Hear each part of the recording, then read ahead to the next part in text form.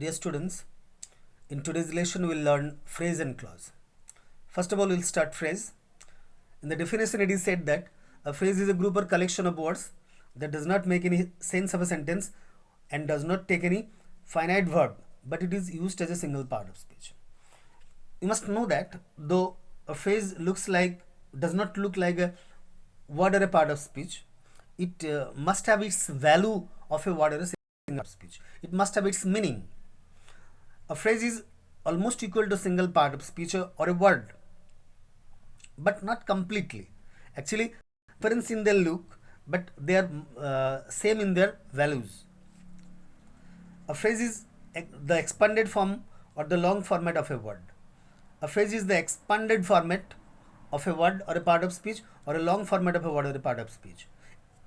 That means it's always a collection of words, therefore it is called the expanded form. A word is almost equal to a phrase, and therefore a phrase is almost equal to word. Almost the word is used just to tell you that in their looks they are different, but in their values they are completely same.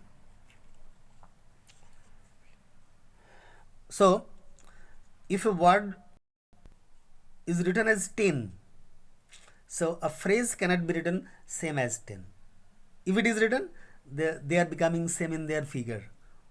Therefore we have to write a phrase is equal to 5 plus 5 or 1 plus 2 plus 3 plus 4, just to keep equalize their value, keep their value same.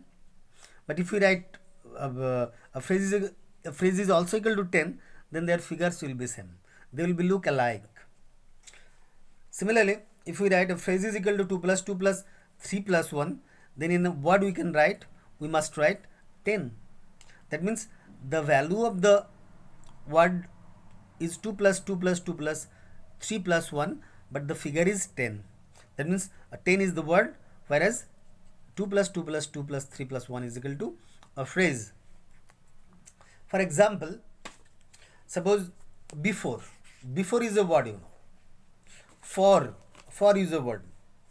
If we have to write the elaborated form or expanded form, we have to write in different ways to get its value. For example,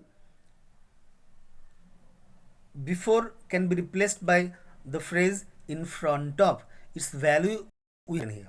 Similarly, the word for can be replaced by the phrase on account of. It is the value of the word for. Suppose whenever they are used in the sentences, how can we write it? Just to look at once. He is standing in front of me. This is the use of phrase in front of. It's a collection of words.